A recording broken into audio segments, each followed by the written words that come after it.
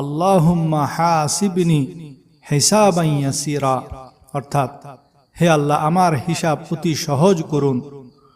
আয়েশা রাদিয়াল্লাহু তাআলা আনহা প্রশ্ন করেন, ইয়া রাসূলুল্লাহ, সহজ হিসাব কি? তখন নবীজি বলেন, আমলনামা শুধু একবার দেখে যাচাই বাছাই না করে আল্লাহ তাআলা ক্ষমা করে দিবেন, এটাই হলো সহজ হিসাব।